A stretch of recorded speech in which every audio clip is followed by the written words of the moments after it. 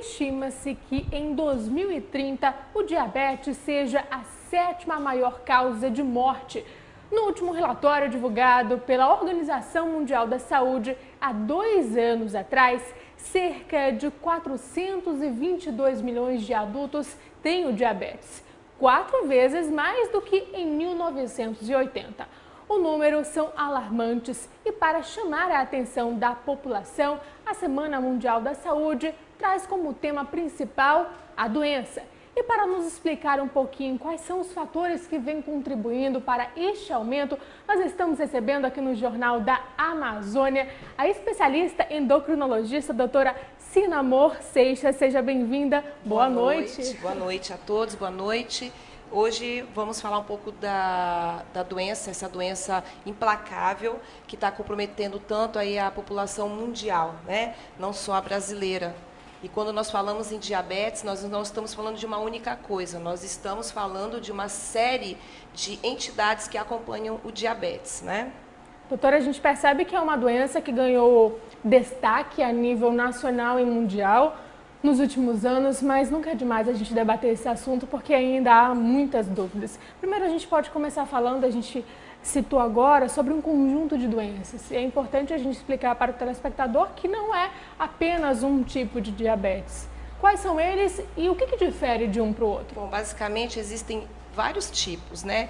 2 tipos básicos de diabetes, que é o diabetes tipo 1, né? Onde as pessoas que possuem essa entidade nascem com ele, né? Já nascem com uma deficiência da insulina, né? E geralmente acontece, é descoberto ainda quando criança. A criança passa mal, começa a ter um conjunto de sintomas, são sintomas de emergência, vômitos, náuseas, e aí descobre-se, né, através dos exames no pronto-socorro, que aquela criança realmente tem a deficiência de insulina, e aí descobre-se que é o tipo 1, né? Agora, o que nós estamos falando aqui não é esse, né? É o tipo 2, que é o dito adquirido, né? E que é adquirido pela palavra, ao longo da vida. O ser humano ele faz diversas coisas, né?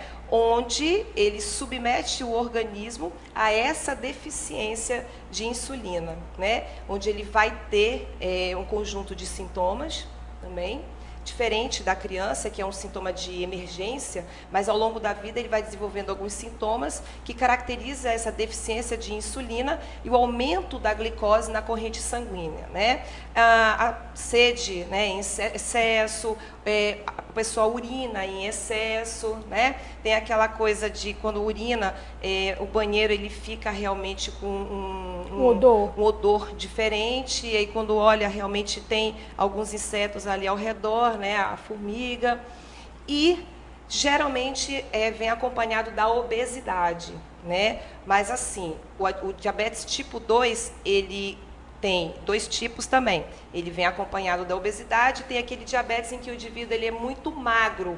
Quando ele está no início, né, da doença, geralmente ele realmente emagrece por conta do metabolismo que está exagerado, o corpo compensando aquele excesso de glicose na corrente sanguínea. Doutora, a gente percebe que os sintomas são muito parecidos com qualquer tipo de patologia, né? Difícil até mesmo de identificar. Por exemplo, o cansaço é algo que a gente tem durante o dia, principalmente na vida moderna, né? Exatamente. Tem a questão do cansaço, tem outras questões, enfim, a fadiga como um todo.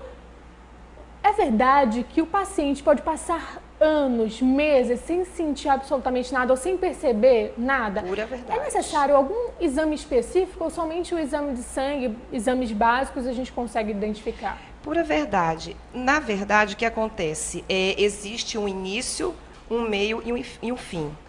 A grande população, ela encontra-se do início e o meio, porque o fim já são sintomas alarmantes, né?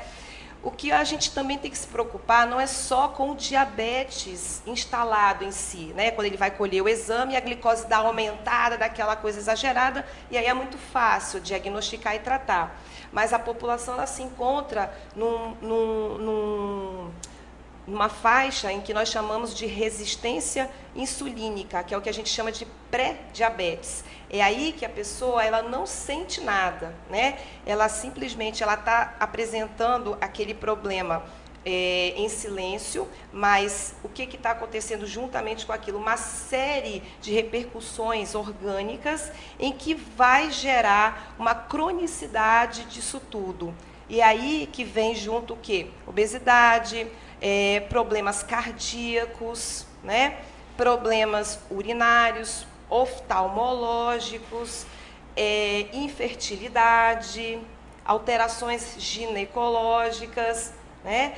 E, na verdade, uma coisa vai piorando a outra. Você começa tendo esse problema do pré-diabetes, que vai repercutir, por exemplo, no sistema cardiológico, e o sistema cardiológico, por si só, vai tendo as suas repercussões negativas, que vai piorando ainda mais essa questão da insulina, uma coisa puxando a outra, como se fosse uma grande bola de gelo, de neve, que vai piorando cada vez mais aquele quadro. Doutora, nesse nível pré-diabético, a gente consegue reverter essa situação? Consegue tranquilamente. O problema é nós nos adaptarmos às questões básicas da melhoria, que nada mais é que não há segredo para ninguém, que é uma alimentação com carboidratos simples, né? Restritos. O que eu falo? O que é um carboidrato simples, né? Comer menos refinados, né? Massas, arroz branco, doces, né? Não é porque eu só como doce que eu vou ter esse problema com o açúcar. Se eu comer o salgado, né, que é a massa, o pão, né, isso também vai virar açúcar dentro do organismo. Isso é uma coisa que eu tenho que deixar restrita na minha alimentação. Eu tenho que focar realmente em proteínas animais, proteínas vegetais, legumes, leguminosas, né? Isso faz muita diferença. Outra diferença é o estilo de vida. Se você ficar parado, não fizer absolutamente nada, também vai repercutir negativamente. Então, a soma de uma vida sem sedentarismo e uma alimentação balanceada, né, com menos carboidratos, simples, né, realmente já gera uma grande melhoria nesse quadro do pré-diabetes. Doutora, mas por que algumas pessoas conseguem controlar essa doença apenas com medicação e outras precisam usar diversos recursos, como a insulina aplicada? Por que tem essa diferenciação? Existe o diabetes instalado, né, onde você precisa fazer o tratamento para não ter crises. Quando um paciente ele entra em crise, ele entra em coma hiperosmolar, que é uma condição em que o paciente fica internado e às vezes na UTI, né? Então tem que ser tratado com medicamento, né? Ou em outras situações realmente não há necessidade de medicamentos, certo? E às vezes, dependendo da situação, você precisa fazer tanto medicamento em forma de comprimidos, que são os hipoglicemiantes orais, associado à insulina.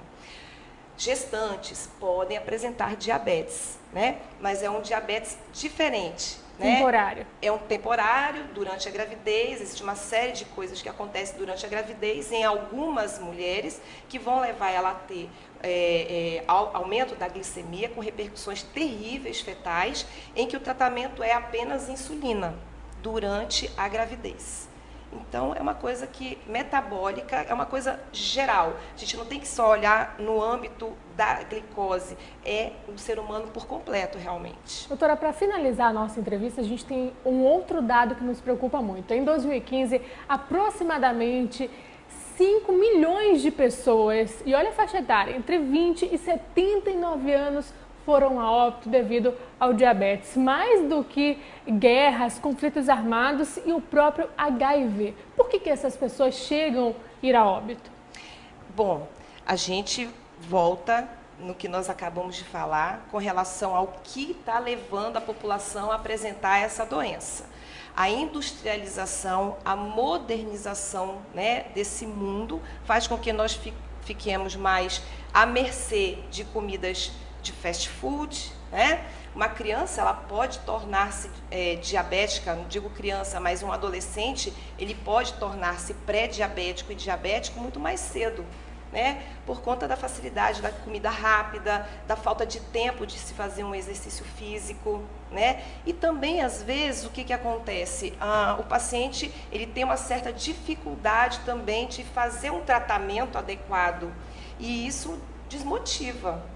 E aquela pessoa fica cada vez mais doente e a doença fica cada vez mais crônica, né? Então, o tempo vai passando e nós vamos adoecendo mais cedo, infelizmente, de doenças que antigamente eram de idosos, né? Bom, doutora, muito obrigada pela sua participação aqui no Jornal da Amazônia. Eu que agradeço a oportunidade, uma boa noite aí ao telespectador. Boa noite para você e até a próxima. Até a próxima.